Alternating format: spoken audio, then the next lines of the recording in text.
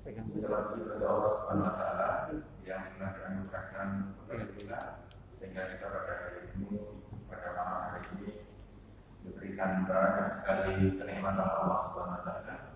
Salah satunya adalah nikmat iman, Islam dan ihsan. Tiga-tiganya sudah terrealisasi dalam kehidupan kita. Karena dengan puasa bagian dari keimanan serta keislaman kita. Dan dengan mengerjakan sholat tarawih kita mengikuti akhlak Nabi kita Muhammad SAW. Ada nikmat yang lain, yaitu nikmat kesempatan dan nikmat tapi kita mudah melangkah ke tempat ini dengan kepercayaan, dengan keimanan itu sudah nikmat dari Allah SWT. Karena masih ada sebagian saudara kita kalau melangkah ke masjid itu berat gitu. Bahkan takut di tempat Islam mereka itu ya sebagian saudara kita sehingga mereka lebih percaya dengan tinggal di rumah tidak usah sholat tarawih mungkin lebih baik menurut mereka. Tapi itu sebagian saja. Semoga nikmat dari puasa kita sebut itu sebagai ungkapan syukur kita kepada Allah Subhanahu wa taala. Bapak Ibu, ceramahnya kita ini cuma 10 menit. Jadi yang ada di pikiran saya tadi itu adalah masalah berdoa. Kalau puasa sudah dibicarakan mungkin ketemu pertama, kedua, ketiga ini kan tetap yang keempat. Jadi saya ngomongin doa saja. Nabi kita Muhammad SAW pernah menyampaikan kisah dari Imam Muslim dari sahabat Abu Hurairah, "Al-lam yasma'illah fa huwa mutahabbir." Siapa orang yang tidak mau meminta kepada Allah, tidak mau berdoa kepada Allah, maka orang itu sombong. Oh, berarti kalau ada orang mukmin, ada umat Muhammad, dia tidak berdosa, berarti tidak berdoa, berarti dia berdosa. Kenapa berdosa? Karena dia melakukan kesombongan. Bentuknya apa? Dia tidak mendoa kepada Allah Subhanahu wa taala. Nah, takabur itu awalnya yang melakukan adalah iblis. Jadi iblis itu adalah makhluk pertama kali yang melakukan dosa kepada Allah dan dosanya adalah takabur. Jadi dia mengatakan aba wastakbara wa kana jahil. Saya tidak mau dan saya takabur, dan iblis itu termasuk umat Allah Subhanahu wa taala, makhluk ciptaan Allah Subhanahu wa taala yang sombong. Itulah dosa hebatnya iblis, takabur. Bapak Ibu, mari kita tengok bahaya selanjutnya. Kalau nanti di akhirat itu ada bahasanya Nabi Muhammad SAW, la yadkhulul jannah man fi qalbihi misqala dzarratin min al-iman. Tidak akan pernah masuk surga orang yang di dalam hatinya itu ada seberat biji sawi dari sifat kesombongan. Ini kan agak susah ukurnya. Gimana tuh sebiji sawi? Sekecil itu dia termasuk sombong, maka dia tidak akan masuk surga. Nah, Bapak Ibu, Ramadan itu disebut oleh para ulama sebagai syahrul doa. Ramadan itu disebut sebagai bulannya orang untuk berdoa kepada Allah Subhanahu wa taala. Nah, Nabi kita Muhammad SAW banyak sekali memerintahkan kepada Bapak Ibu untuk banyak mendoa kepada Allah pada saat puasa Ramadan. Pertama, mulai dari terbit fajar sampai tenggelamnya matahari, itu semua waktu sangat mustajab. Cuman kata orang gini, masa doa terus berarti sore terus doa yang boleh gini. Kadang-kadang mungkin orang udah bingung gitu. Yang dibaca apa kan bisa? Robbana sudah, Allahumma sudah, dan macam-macam sudah. Jadi dia mungkin bingung kalau dari pagi sampai sore baca doa apa. Bapak Ibu, Nabi kita Muhammad SAW, beliau itu menganjurkan doa kepada kita untuk sering diulang-ulang. Jadi doa itu sering diulang-ulang. Salah satu sunnahnya ayuwaddid wa muqawwir. Jadi diulang-ulang itu doa karena kita tidak tahu di mana yang dijawab oleh Allah Subhanahu wa taala. Nah, suatu hari sahabat Anas bin Malik itu beliau pernah mengatakan kepada salah satu temannya, sebutlah sahabat yang lain. Jadi kalau Bapak Ibu mengucapkan ya Allah, ya Allah, 3 kali Bapak Ibu, itu nazzarallahu ilaih, Allah baru melihat orang tersebut. Bapak nyebut ya Rahman 3 kali, ya Rahim 3 kali, ya Razak Zawali 3 kali, itu Rasulullah ilaih. Allah baru melihat saja. Nah, kalau mau dianalogikan, doa itu seperti Bapak Ibu mau nelpon seseorang. Kalau nama Bapak Ibu ada di teleponnya orang tersebut, maka otomatis namanya Bapak Ibu muncul di handphonenya yang kita telepon. Gitu. Tapi kalau namanya Bapak Ibu tidak disimpan oleh sang yang mau ditelepon, maka nama Bapak Ibu tidak akan muncul, cuma nomor teleponnya saja. Biasanya orang yang kita telepon seperti itu, dia akan statistik orang dulu untuk menjawabnya. Apalagi dia punya hutang. Wah, jangan-jangan ganti hutang, ganti nomor, ini kan gitu. Wah, ada aja tuh sebetulnya kira-kira gitu. Nah, saya ingin mengatakan apa? Oh, ternyata doa itu Bapak Ibu adalah komunikasi yang analogi seperti handphone bunyi. Setelah saya baca hadis sahih. Jadi kalau akhir itu laku Bapak Ibu dengan doa bahasa Indonesia. Kan salah satu ciri doanya itu apa? Diulang-ulangi asmaul husnanya. Ya Allah, Engkau yang Maha melihat. Misalnya gitu ya, contoh saja. Ya Allah, Engkau yang Maha melihat. Ya Allah, Engkau yang Maha melihat. Ini anggap aja di doa di Istiqlal. Kami semua yang ada di masjid Istiqlal ini percaya bahwa Allah melihat semua ibadah dan akhlak-akhlak kami. Misalnya gitu.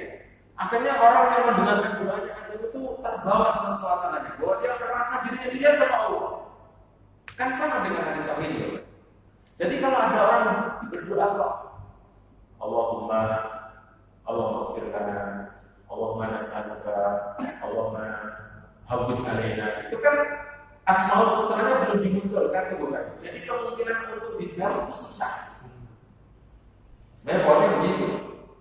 Lah, lalu setelah Imam Malik mengatakan kalau 3 kali baru dilihat, akhirnya kan dijelaskan oleh para ulama kalau berdoa itu kita disuruh masuk ke gelombangnya Allah Subhanahu wa taala.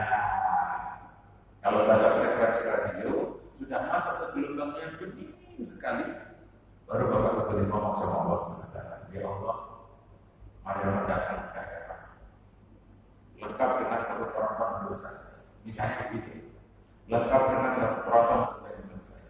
Lengkap dengan berbagai macam persoalan yang sering saya lakukan dan terus berulang. Tolong ampuni dosa saya. Baru ketemu tuh apa esensinya berdoa. Nah, itu salah satu. Kalau doanya Bapak Ibu mau dikabulkan, sering-seringlah diulang-ulang. Lalu yang kedua, yang agak susah di antara kita itu adalah kalau doa menjelang berbuka puasa. Kenapa saya sebut susah? Banyak para suami ketika ngajak istrinya mengumpulkan anaknya diajak berdoa itu tidak ada mau. Nah, saya tidak ngerti bapak-bapak yang di sini. Bapak kalau menjelang malam itu istri sama anaknya dipanggil kan? Ya seperempat jam sebelum maghrib. Hari ini kan maghribnya itu jam 17:23 ya. Kira-kira bisa nggak sih kita seperempat jam itu anak didudukkan, istri didudukkan, makanan sudah tersaji, suaminya disuruh baca doa. Karena doa menjelang berbuka itu sangat dikabulkan oleh Allah SWT. Lah, coba suami itu bilang sama Allah yang hebat-hebat itu maksudnya. Misalnya, Rabbi ja'alni, ini juga Nabi Ibrahim. Rabbi ja'alni muqimas shalah wa min dzurriyyatina rabbana taqabbal du'a. Misalnya, anak kita mengaminkan, istri kita mengaminkan, maka suami mungkin tidak berusaha ngajarin sholat, ngajarin wudu, ngajarin kalau sholat itu nggak boleh rekaf, enggak. Karena redaksi doanya hebat. Muqimus shalah. Jadi bukan if'alus shalah, bukan, tapi muqimus shalah, menegakkan itu lengkap dengan piranti aturan main penuh yang dia lakukan. Maka ketika Al-Quran dan hadis-hadis Nabi membicarakan tentang sholat tidak pernah menggunakan kata-kata fa'ala, kasabah, sunnah, tidak pernah. Semuanya pakai aqama yuqimu iqamah. Maknanya apa? Berdiri tegak, berdiri serius, berdiri dengan penuh persiapan, berdiri dengan penuh harapan, itulah sholat. Jadi kalau ada orang sudah ngaji, ya, dikenalkan tiap hari, tapi kalau dia bagus ini. Sholatnya bajunya masih gak bagus misalnya. Dia sholat bagus kalau masih doang gitu. Bila di rumah pakai kaos oblong misalnya gitu ya misalnya. Mungkin doa bapaknya yang belum dibaca. Coba dibaca dan anak-anaknya, istrinya Rabbin sa'alna muqimus shalah wa min dzurriyyatina misalnya. Atau doa yang lain, Rabbana hab lana min azwajina wa dhurriyyatina qurrata a'yun waj'alna lil muttaqina imama. Ini doa ini banyak yang dikabulkan bukan? Jadi kenapa sunnah dalam keluarga besar itu kalau bapak punya anak 5, biasanya qurrata a'yun itu ada 1 atau 2. Yang 3 itu nyebelin. Enggak umumnya. Bapak udah ada ya. Umumnya. Umum itu artinya apa? Al-Qur'annya memang sudah begitu faktanya. Nabi Yusuf saudaranya itu ada 9. Gitu. Nabi Yakub itu kan Yusuf sama Bunyamin ini kan satu bapak, beda emak saja. Artinya ada problem di situ. Nabi Yakub ini ngerti bahwa Yusuf ini orang solih, qurrata a'yun, maka saudara-saudaranya yang tidak sepaham, tidak seibu, kesel, benci, iri kan gitu kan. Tapi Nabi Yakub dengan keimanannya, dengan doanya yang sangat buta-mata itu, beliau percaya bahwa Nabi Yusuf itu hebat. Yusuf itu masih benar, Yusuf itu belum mati dan lain sebagainya. Bukankah ini fakta? Bahwa saudaranya Yusuf itu yang jumlahnya 9 itu ternyata tidak semuanya jadi qurrata a'yun. Memang harus ada yang dibeli. Aturan mainnya Bapak Ibu, yang diambil sama Allah itu yang qurrata a'yun dulu. Itu aturan. Kebanyakan. Jadi kalau ada orang solih, baik, bagus gitu, diambil sama Allah, itu bagian dari ujian yang disampaikan oleh Allah kepada umat Muhammad yang memiliki qurrata a'yun. Sehingga ada kasus yang saya minta maaf yang maaf malah yang mati yang transfer duit terus. Ya saya bilang memang hadisnya begitu. Makanya sebenarnya Allah pengennya Allah berbeda. Apa nih? Tujuannya Allah itu kalau punya anak nggak usah dipisah-pisah. Tidak boleh tipologi, tidak boleh. Kalau judulnya anak, ya anak udah semua sama. Yang nyenengin ya tetap anak, yang nyebelin juga tetap. Cuma kan susah. Senang tidak senang hatinya kita tetap harus berpihak. Yang transfer duit kita bilang, terima kasih. Yang nggak pernah transfer duit, boro-boro dia tanya.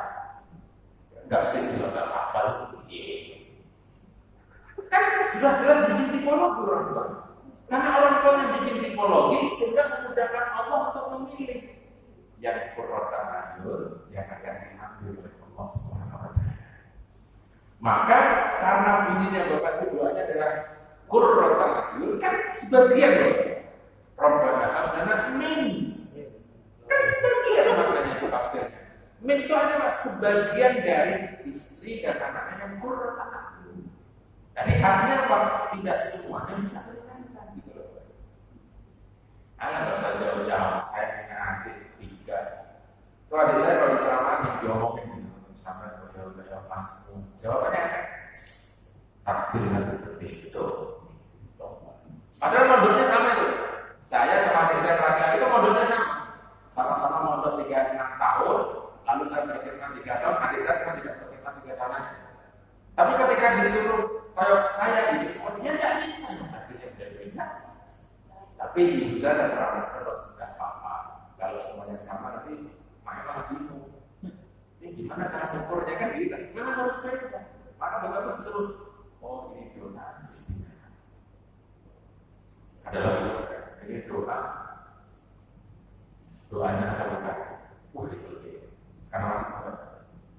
Asal buka itu doanya pendek sebenarnya, tetapi maknanya luar biasa. Dan doa ini dipasang di masjidnya asal buka di Yordan Selatan di samping makamnya. Karena ada mesinnya bagus, ada mihrab. Apa bunyi doanya? Surat Al-Kahfi ayat 10 itu Rabbana atina min ladunka. Bapak Ibu dikatakan wahai lana min amrina rasyad. Itu doa. Bapak Ibu hari ini sudah baca kata belum? Nah, coba dibaca ada beberapa tiap kali dibaca doa yang dibaca. Rabbana atina min ladunka rahmah wa hayyi lana min amrina. Rahmat Allah itu luas sekali. Ma baina samawati wal ardi wa bainahuma. Langit bumi yang ada di antara keduanya rahmat Allah SWT. Bapak itu minta sama Allah.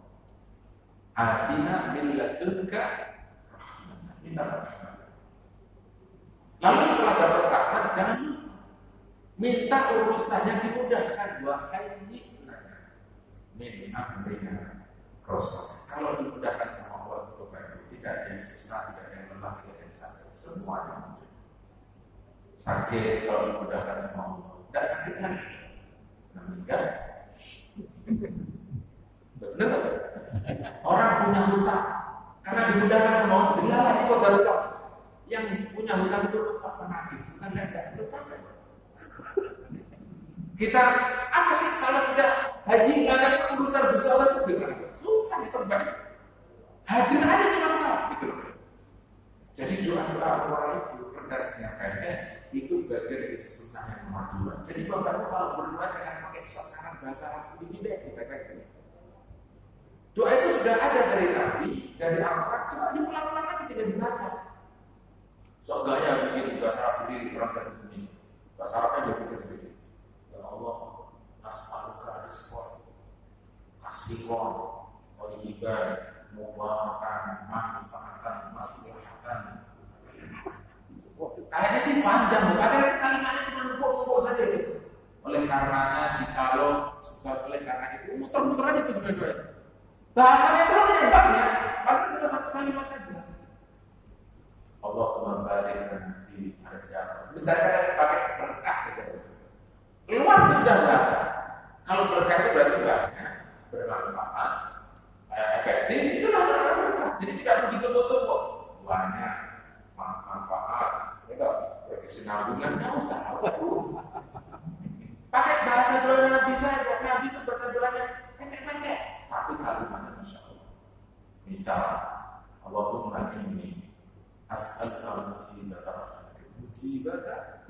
rahmatika wa azalima maghfiratika wassalamata mujibata rahmatika. Ya Allah, tolong hadirkan rahmat, curahkan rahmat kepada saya. Allah yang punya rahmat, jangan kita mendekat rahmat Allah. Bahkan kalau doanya begitu berarti kan menghalangi yang lain dihadirkan sama Allah gitu. Jangan dihalangi. Pakailah bahasa Allah. Mujibat rahmati, azza wa jalla, nas'aluka al-ghina wal afaba. Kan udah pendek-pendek. Tetapi maknanya itu luar biasa. Sama dengan berdoa Rabbana atina fid dunya hasanah wa fil akhirati hasanah wa qina adzabannar. Itu kan tafsirnya yang penting, boy. Jadi kalau orang baca doa Rabbana itu, dia lima-limanya baik, punya rumah, punya istri, punya pembantu, punya kendaraan, punya simpanan emas, itu namanya atina fid dunya hasanah. Jadi bapaknya belum nikah, nggak usah nyari doa dalam internet, doa dapat jodoh, baca saja Rabbana atina fid dunya hasanah, begitu maksudnya. Akhirnya dia dapat jodoh. UMPTN cukup dengan Rabbana atina fid dunya hasanah. Begitu loh. Jadi Rabbana atina ini juga sapu, zakat kan gitu istilahnya orang Indonesia. Karena memang tafsirnya semuanya sudah ada lima-limanya. Kalau bapak itu sudah berdoa Rabbana atina kok limanya belum ada, sering-sering baca Rabbana atina. Fakta ini sudah ada semua. Benar saja. Istri ada, mobil ada, anak ada, emas alhamdulillah ada. Apa yang belum? Itu namanya Rabbana artinya betulnya sudah hasanah dunianya, tinggal hasanah di akhirat. Gitu loh kan. Punya mobil juga ke masjid Pak sholat. Jangan pakai dalil. Apa nggak masjid gerimis dari sore? Ya. Oh gerimis ya nggak mobil. Oh gerimis dari pakai masjid. Secara 5 Facebook kan udah 20 bapak menengahi. Oh 20 berarti. Jangan. Udah kalau sebentar saya. Semoga ada manfaatnya. Jadi bapak itu kalau berdoa, jangan sampai tidak berdoa. Berdoa minimal berdoa ya. Bisa nambahin kalimat saja. Yang sering tidak kita kerjakan itu kan kita kalau duduk sama berdiri kan disuruh disunahkan untuk menyebut nama. yang sudah sering Bapak lakukan itu nyebut nama Allahnya itu kalau berdiri. Kalau duduknya masih jarang. Coba orang duduk terus belajar. Hari duduk aja. Tapi kalau berdiri sudah banyak. Bismillah. Bapak itu kalau duduk istirahat. Oh iya. Jarang. Hari deproy. Kecuali kalau duduknya maaf ya, mungkin ada sakit di belakangan mungkin agak baca doa ya. Bismillah. Bisa gitu. Ini kan bagian dari doa bahwa duduk dan berdiri dari duduk itu Nabi mensunahkan untuk baca Bismillah. Tapi kan kita sering lupa. Padahal tiap hari kita lakukan. Gitu. Duduk di mobil jangan buka Bismillah. Yang ada waktu buka mobil Bismillah. Hidupin mesinnya Bismillah. Waktu duduk kan. Padahal kalau duduk itu pakai Bismillah berarti seluruh organ tubuhnya itu sudah disebut nama Allah baru berfungsi. Darah normal, kaki bisa mencegah. Kan itu loh maksudnya. Tapi kalau nggak dibaca itu ada keselitnya, ada macam-macam gitu. Saya yang 3 kali ini semoga saya rasakan. Kalau doa yang dikabulkan, memang harus berdoa dikabuli syukur gak enak banget. Karena doa itu ibadah. Ya, doa itu ibadah. Doa itu disebut sebagai ruh ibadah. Doa itu sebagai silah mukminin. Pada esensi ibadah itu ada di doa. Maka doa perlu direnungkan, komunikasinya perlu diperbaiki agar Allah Subhanahu wa Ta'ala itu mengiyakan apa yang dimaui oleh diri kita sendiri. Makanya kalau berhubungan sama Allah jangan minta yang kecil-kecil, yang gede-gede. Kadang-kadang kita minta sama Allah yang kecil, urusan dunianya gede-gede. Oh iya, wah, jadi kalau doa terus kalau dari kabul-kabulin, akhirnya datang ini kan bukan mandiri. Ya, utang, bisa gitu ya. Ya gede-gede gitu. Kalau berdoa kemudian kabul, sabar dong. Bukan maksain, sabar ya. Oh belum waktu, gitu. Semoga ada manfaat ya. Sampai ketemu di kesempatan. Assalamualaikum warahmatullahi wabarakatuh. Assalamualaikum warahmatullahi wabarakatuh.